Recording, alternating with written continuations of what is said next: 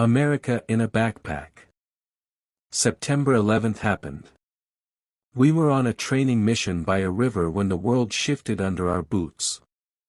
The night of September 10th had been brutally cold, the kind of cold that sneaks past your gloves and settles deep in your bones. We slept in damp gear. We woke up stiff. That morning, the rumors started moving like a bad wind. Someone said a plane hit a building in New York. We looked at each other. No way. Probably a small charter. An accident. Then someone found a radio. Then someone else confirmed it. Then we heard the words, "America is under attack." The second plane erased any illusion of accident. And in that moment, something quiet and irreversible settled over us. Not rage. Not yet. Something heavier. On September 14th, we were told our team would be among the first deploying to Afghanistan. By October 7th, we were already in Asia. That's how fast history moves when it wants blood.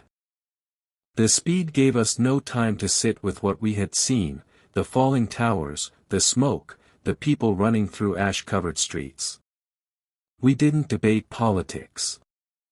We didn't argue strategy. We packed weapons, ammunition, radios, batteries, night optics, medical kits, letters from home.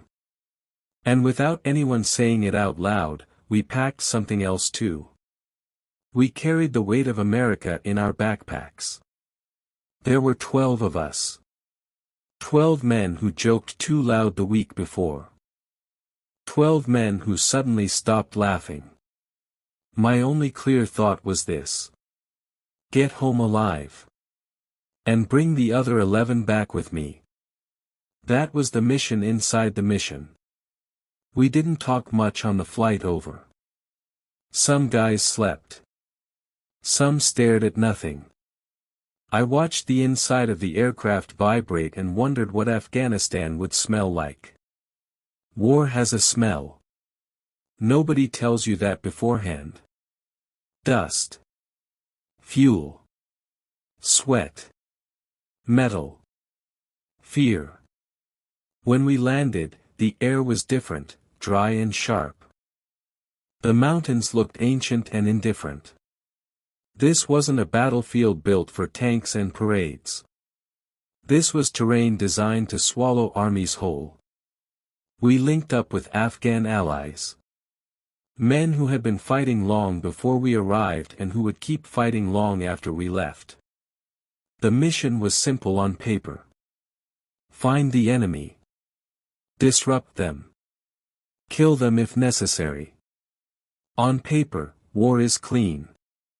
On the ground, it isn't. The first time you move toward an objective knowing there is a human being on the other side who may try to kill you, something shifts inside your chest. Your senses sharpen. You hear your own breathing too loud inside your skull. You feel the weight of your weapon like it's fused to your hands. And you understand something that civilians don't. When you go into battle, you will kill. There is no way around that truth. If you hesitate at the wrong second, one of your friends dies. If you move too slow, someone bleeds out in the dirt. So you make a decision. You shut certain doors inside yourself. No joy. No hatred. No pity. You do the job. You become mechanical. Almost like a machine. But machines don't come home at night and lie awake staring at the ceiling. The firefights weren't like the movies. No dramatic music. No slow motion. Just sudden violence. 1 second, silence and wind over rock. The next, cracks of gunfire echoing off mountains, dust kicking up around your boots. You don't think in full sentences. You think in fragments. Left ridge, Movement. Cover. Reload. Where's Mike? Where's the medic? Time stretches and compresses in strange ways. A 30-second exchange can feel like an hour. An hour can disappear without you realizing it. And underneath it all, fear. Real fear. Not the kind you admit out loud. Not the kind you show. But it's there. Anyone who says they weren't afraid is lying, or insane. Fear is not weakness in combat. Fear is information. It keeps you alert. It keeps you scanning rooftops and windows and ridgelines. The man who feels nothing becomes careless.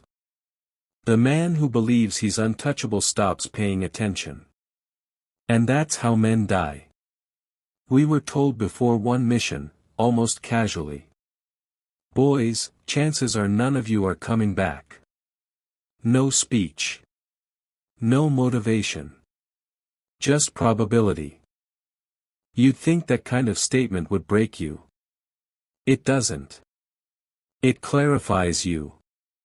Suddenly, every movement matters. Every magazine check. Every glance at the guy next to you. Because statistically, someone isn't going home. And you pray it's not him. Or you.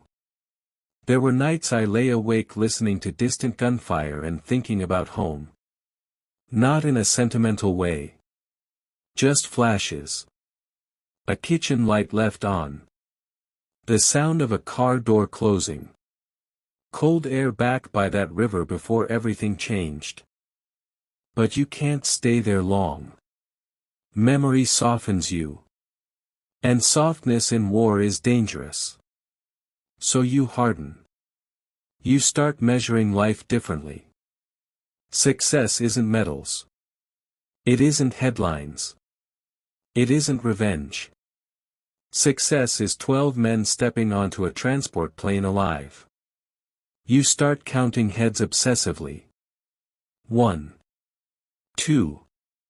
3. All the way to 12. Every time. There were moments of violence I won't describe in detail. Not because they weren't real, but because they belonged to the men who were there.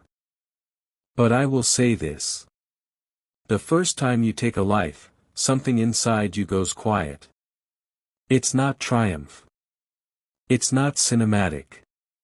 It's a recognition. You crossed a line that cannot be uncrossed. You tell yourself it was necessary. You tell yourself it protected your team. And both are true. But truth doesn't erase consequence. After enough missions, you start operating on instinct. Your body moves before your conscious mind catches up. You clear rooms automatically. You read terrain like language. You become efficient. Too efficient. That's the danger. Because alongside efficiency can come overconfidence. And overconfidence is lethal. I saw it happen. Not in a dramatic explosion. Just a half-second delay. A misjudged movement. A belief that, it won't happen to me. War punishes arrogance immediately. Months blur together. Operations. Debriefs. Maintenance. Brief sleep. Repeat. The outside world continues spinning, birthdays, holidays, elections, but it feels like another planet. Your world becomes 12 men and the space between mountains. And slowly, quietly, you realize something else. You are not fighting for abstract ideas anymore. You're fighting for the man on your left. For the one on your right. For the one covering the rear. America may be in your backpack. But brotherhood is in your bloodstream. Eventually, rotations end. Flights home happen. Boots touch American soil again. And everyone says the same thing. Thank you for your service. You nod. You smile. You say, appreciate it. But part of you is still in the mountains. Because machines don't just switch off. You spent months suppressing fear, anger, grief, packaging them neatly so you could function. Now you're home. And there's no mission to absorb it. No objective to focus on. Silence is louder than gunfire. You sit in a quiet room and your body still scans exits. You wake up at night expecting distant shots. You count. 1, 2, 3. Up to 12. Even when you're alone. Years pass. The edges dull a little. But September 11th never fades. Not the footage. Not the morning by the river. Not the moment we realized we were going to war. Final scene. I'm older now. There's gray in my beard. I'm sitting across from a young recruit who reminds me too much of who I used to be. His uniform is crisp. His eyes are bright. He thinks war is about proving something. He asks me what it was like. I take a long breath. It was heavy, I say. He nods, expecting something dramatic. You carry America in your backpack, I tell him. But that's not the heaviest thing. He leans forward. It's the responsibility, I continue. The responsibility to bring your men home. The responsibility to make decisions that can't be undone. He asks if I was scared. I don't hesitate. Every single time. He looks surprised. Good, I tell him. If you're not scared, you're dangerous, but not in the way you think. I explain that fear sharpens you. That calm is strength. That hatred will blind you faster than any smoke grenade. I tell him that when he goes into battle, he will have to do things he can't talk about at dinner tables. And that he must never enjoy them. You're not a hero because you pull a trigger, I say quietly. You're a professional because you know when to. He sits silently. Before he leaves, I add one more thing. Your mission isn't glory. It isn't revenge. It isn't proving you're invincible. It's bringing your people home. He stands up straighter after that. And as he walks away, I realize something. We all carried America in our backpacks. But what we really carried was each other.